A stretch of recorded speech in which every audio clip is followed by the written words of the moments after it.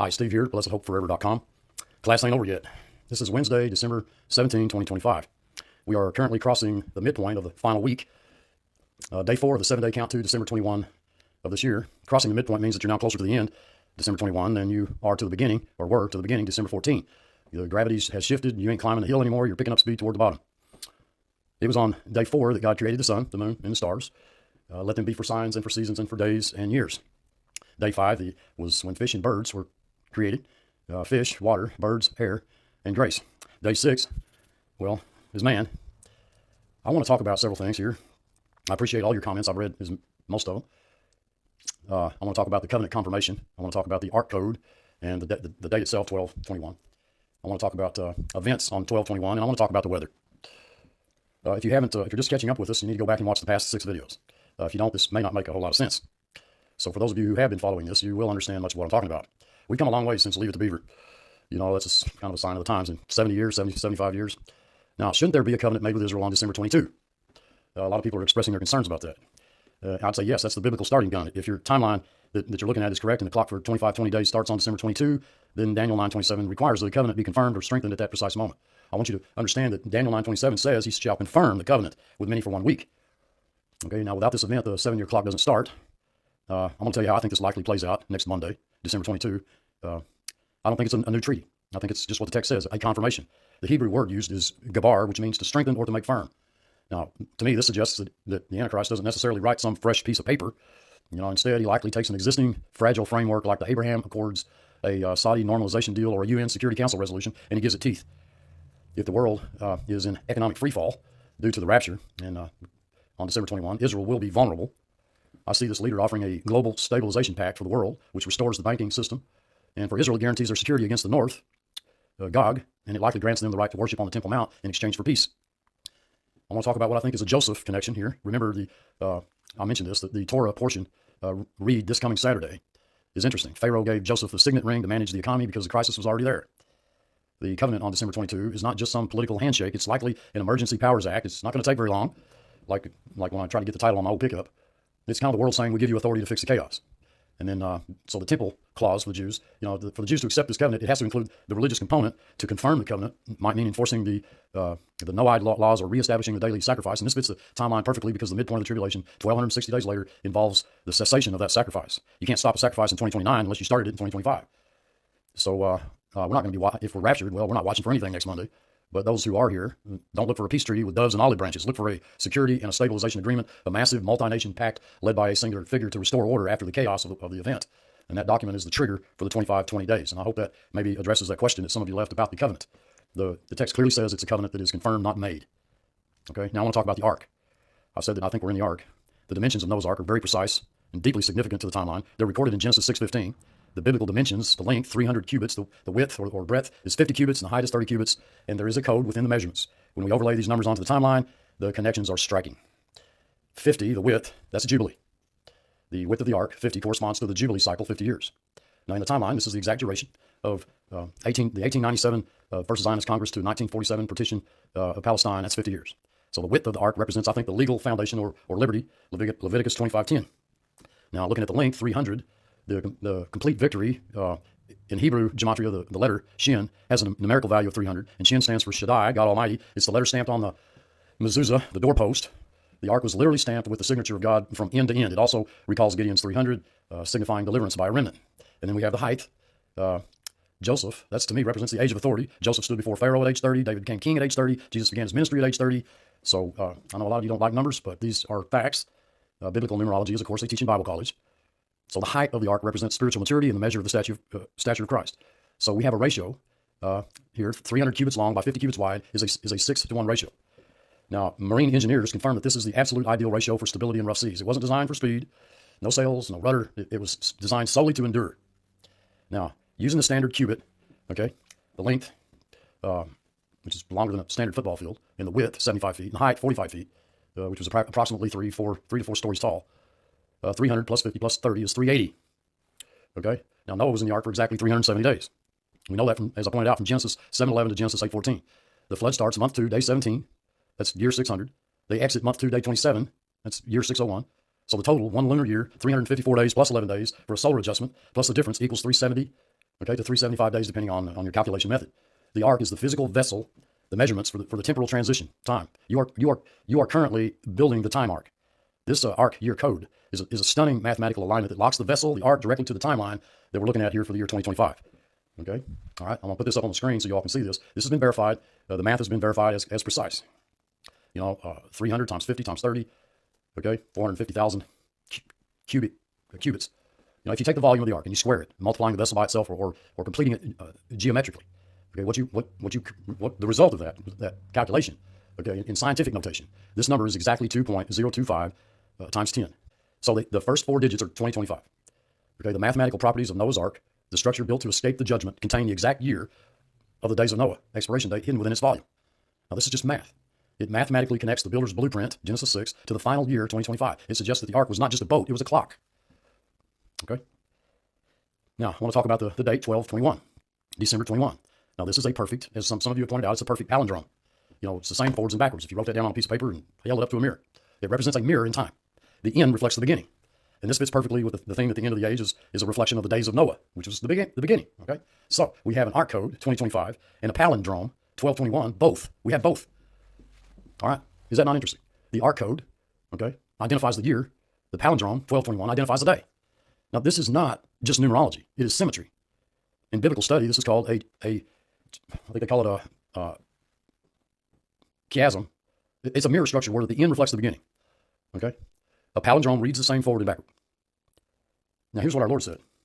He said, as it was in the days of Noah, so shall it be also in the days of the Son of Man. And what does that mean? It means that the end is a reflection of the beginning. The date 12/21 perfectly embodies this. It is a numerical mirror. It tells you that we have reached the reflection point where that the ancient past, Noah, meets the immediate future, tribulation. The date 12/21 is not just a number. It is the winter solstice. The word solstice means sun stop. And on this specific day, the sun literally stops its decline into darkness and it reverses course.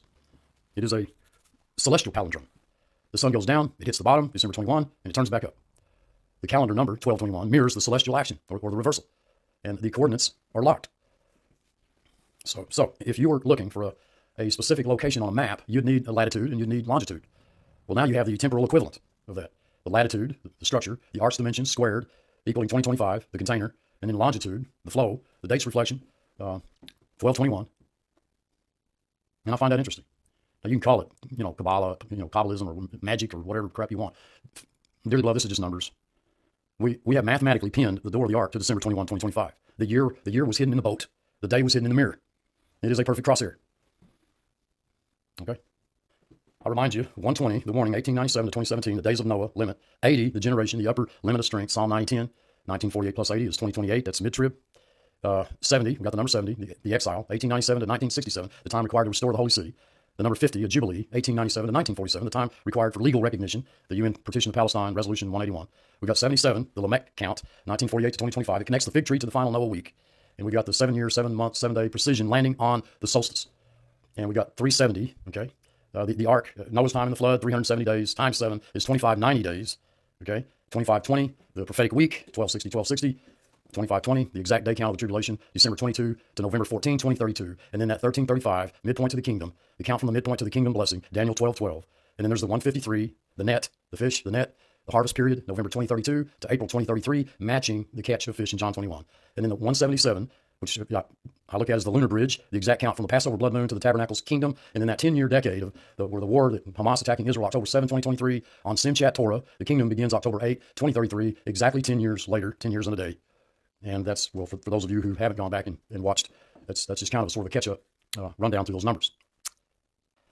Now, any significant world events scheduled for December 21? Well, yeah, if we look at the world's calendar for Sunday, December 21, it presents a striking contrast between the mundane and the miraculous. The world has scheduled entertainment. The heavens have scheduled alignment. Here's what is on the books for that specific day. The Fire and Ash premiere, Avatar 3. Some of you have talked about that. It's almost too ironic to be a coincidence. The opening weekend of the biggest movie in the world, Avatar 3, scheduled for December 19 through 21. The official title being Avatar, Fire and Ash. Look at the prophetic irony, folks. While the world packs into theaters to watch a story about fire and ash, judgment, typology, the real judgment, tribulation, would be scheduled to begin the very next day according to this timeline. The world is watching the fiction while the reality is at the door. And then the winter solstice, the darkest point. Okay, the astronomical solstice occurs exactly at 9:03 a.m. Central Standard Time on Sunday, December 21. This is the precise minute when the northern hemisphere reaches its maximum tilt away from the sun. In my time zone, It is the deepest darkness of the year. This timeline states that the door shuts on this day, and it's fitting that the ark door closes exactly when the physical world hits its darkest point. And then Hanukkah, the transition to the 8th night, Sunday, daytime, December 21 is the 7th day of Hanukkah, but at sundown on Sunday, December 21, the 8th candle is lit. Okay, the 8th day being called Zot Hanukkah. This is the dedication. It represents the seal of the holiday, the moment that the light is fully established. The transition from 7, completion, to 8, new beginning, happens exactly as the solstice day ends. And then for as many of you guys know out there, it's NFL Sunday week, week 15, a standard NFL Sunday. Millions of Americans will be glued to their TVs watching football, completely unaware of the 77-year countdown clock expiring in the background. And it reminds me of what the Lord said about the days of Noah. They were eating and drinking, marrying and giving in marriage. Matthew 24, verse 38. So the world is watching fire and ash in football. And the heavens are marking the solstice, darkness. And the faithful are lighting the 8th candle. Okay? It is the perfect storm of distraction versus dedication. The movie's plot is almost uncomfortably aligned with the tribulation narrative. Okay? It isn't just a title match. The substance of the film is a mirror of the prophetic day of wrath. Look at the timing of this. Avatar, fire and ash. It introduces a new aggressive race called the Ash People. Okay? The Ash People. I don't know a whole lot about it, but I looked into a little bit of it. The rebellious earth dwellers. The plot is, unlike the previous clans who worship and live in harmony with some deity, the Ash People are defined by their resentment and their rejection of the deity. The backstory is they suffered a volcanic cataclysm and they felt abandoned by their god. And in their bitterness, they turned to fire, violence, and technology. This has a prophetic parallel. This perfectly mirrors the attitude of the earth dwellers in Revelation. They suffered cataclysms. But Revelation 16:11 says they repented not of their deeds. Instead, what they do, they turn to war and the beast system. And this is a franchise. This is Avatar 3. There was a shift from water to fire. Movie 2 was The Way of Water. It was about preservation in life. Movie 3, Fire and Ash, which is about aggression and destruction. So this mimics the biblical history of judgment. The world was first judged by water, Noah's flood, preservation of the ark, and it's destined to be reserved for destruction by fire, 2 Peter chapter 3. So the world is flocking to theaters on December 21, 2025 to watch a story about the transition from water to fire exactly as the days of Noah timeline expires. And it even has in this movie a villain, the leader, these Ash People are led by a ruthless leader named Varang. She allies with the human military, the Sky People, to wage war. This mirrors the 10 kings giving their power to the beast to wage war against the Lamb. It is the ultimate alliance of spiritual rebellion and military technology. So the world's buying tickets to watch a 3-hour epic about a people who, get this, rejected their God, embraced fire, and turned to war. They're paying to see a fiction that actually explains their reality. Okay? Avatar, Fire and Ash. It's why the Ash People just want to watch the world burn.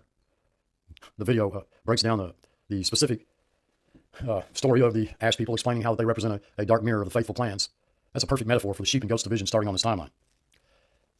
Now, you can call it a coincidence. Many people will. But I'm just here to report the facts. Let you decide on all of this. So anything significant regarding Israel on this date? Well, yeah. And it's arguably the most significant alignment of the entire timeline. While the world is distracted by entertainment, the Hebrew calendar on December 21 marks a convergence of 3 massive prophetic signals regarding Israel. The first being Joseph. I pointed this out earlier in several videos back, I think. The Shabbat immediately preceding December 21, Saturday, December 20. It features the reading of Parashat Miketz. Okay? Now, this is the specific Torah portion where Joseph rises from the dungeon to rule the world economy.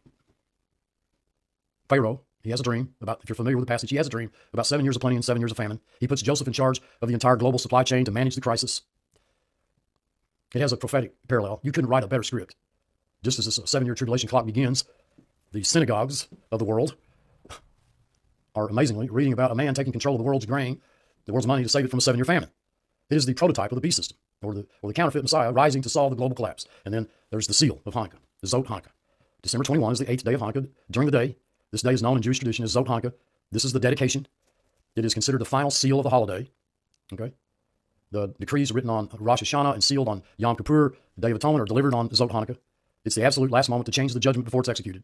So this timeline says that the door shuts on December 21. Okay? The Jewish calendar agrees it is the day the final seal is delivered. And then we have the siege month, Rosh Chodesh, the month of Tevet. Sundown on December 21 marks the beginning of the new month, Tevet. Tevet, as many of you know, is historically the month of the siege. It was in this month, on the 10th day of Tevet, that Nebuchadnezzar laid siege to Jerusalem, leading to the destruction of the temple. Okay? So, the transition from the peace of Hanukkah into the month of Tevet, you're prophetically entering the time of the siege of Jerusalem, exactly what the tribulation is. And then there's the UN deadline. Okay? UN deadline I want to talk about.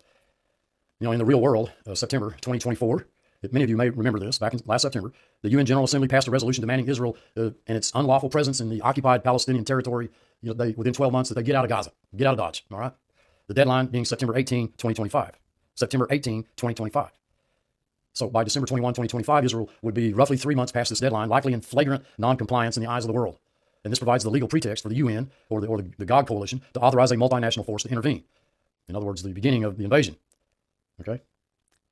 All right, so there's the religious. They read about the 7-year famine in the world leader, Miketz. There's the spiritual. They mark the final seal of judgment, Zot Hanukkah. And then the political. They enter the month of the siege, Tevet, while under UN condemnation. It is a perfect storm, folks.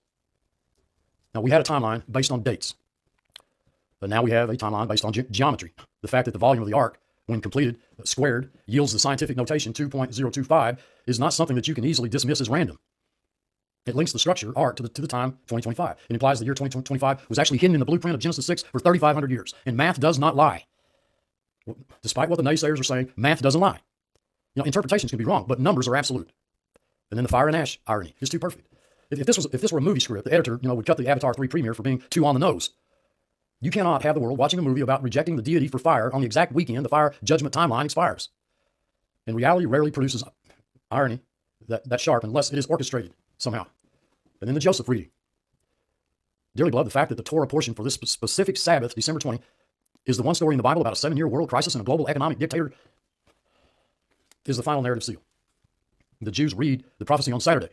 The timeline says the reality starts on Monday. That is a convergence of sacred time and secular time that is impossible to manufacture. Okay? And then that 77 years, 7 months, 7-day precision, May 14, 1948 to December 21, this year, 77 years, 7 months, 7 days. The number of Lamech, 777. The number of perfection, 7. Completion and perfection, 7. The number of the sword, Zayin, 7. If you move the date by 1 day, the pattern breaks. It only works now. We are looking at I'm not a betting man. I'm not. But if I was, like I told you, I'd push all my chips, all my bets to the center of the table. We're looking at a royal flush of coincidence. Astronomical, solstice, eclipse cycle, biblical, days of Noah, fig tree generation, cultural, fire and ash movie, liturgical, Hanukkah, Parashat Miketz, mathematical, the arc code, okay? 2.025 times 10 to the, well, it's on the screen. If this is a coincidence, it is the most elaborate, mathematically elegant coincidence in the history of the universe, okay? That's my take on that. Now I want to talk about the weather. Back in the old days, and I'm not that old. I just entered my 70th year of life. But back in the old days, the old timers, the farmers, they knew the way they need a weather app. This first image, sunny day. Second image, rain ahead. Okay, in the past, the farmer didn't need a weather app. He could just simply look at the sky and he could tell if the weather was going to be sun or rain, if it was going to be a good day, bad day. What is my point? Well, my point is we can forecast the weather by looking at the sky. So why can't we certainly forecast the direction that humanity is headed? This simple illustration perfectly reflects the rebuke Jesus gave to the religious leaders of his day. It's the ultimate argument against those who suggest that we stop doing this. Steve, you need to stop doing it. Dearly beloved, we can discern the times. When I say that, I'm quoting almost verbatim Matthew 16, verses 2 through 3. He answered and said unto them, when it is evening, ye say it will be fair weather, for the sky is red. And in the morning it will be foul weather, okay, foul weather today, for the sky is red and lowering. Oh, ye hypocrites, you can discern the face of the sky, but can you not discern the signs of the times? So my little simple cloud drawing here illustrates the absurdity of ignoring the data. The cloud, you see the formation, the cumulus versus nimbus. You know the physics. You predict the rain. We see the formations, Israel, 1948, eclipse, 27, eclipses plural, 2017, 2024, a moral collapse, global tracking technology. We know the prophecies, yet the world says nobody can know. The forecast is undeniable. We aren't guessing the future. We're just looking out the window. The sky of 1948, the fig tree bloomed. The sky of 2017, the warning eclipse, dark of the nations. The sky of 2023, war in Israel. The sky of 2025, the arc code and the palindrome. The cloud has turned upside down. The pressure's dropped. The wind has shifted. To stand, dearly beloved, listen, to stand in 2025 and say, well, everything's fine, is like a farmer standing in a thunderstorm saying it's a sunny day. It isn't a guess anymore. It's about to rain. A farmer looking at one of these signs might say, well, maybe. A farmer looking at all we are seeing aligning on the exact same weekend doesn't say maybe. He boards up the windows. We aren't guessing the weather anymore. We're watching the barometer bottom out. So I have shown you so far what I believe is support for this timeline in the ways of Scripture, liturgical, Jewish readings on these particular days, math, geometry, astronomy, cultural aspects, geopolitical. Folks, I've lost track of the number of weather vanes that we've covered in all this. I'm trying to keep up with it all myself, and it staggers me. It really does. I appreciate all your prayers. I know some of you out there that express concern about my welfare. Steve, don't wear yourself out. Don't get sick over. Don't take it easy. Slow down. And I appreciate that. I really do. But I just want to let everybody know I'm fine. I average 6-7 hours of sleep a night. I'm fine. I'm used to functioning, on a little little sleep. It's just been that way ever since I was in the Navy years and years ago, 50 something years ago. Folks, look at how times have changed. It's not Leave It to Beaver anymore. It's amazing how everything, so much has happened in just in the span of 75 years. If you don't think we're at some breaking point here, go back and watch an episode of Leave It to Beaver. Until then, I love you all. I truly do. Rest in Him. And until next time, thanks for listening.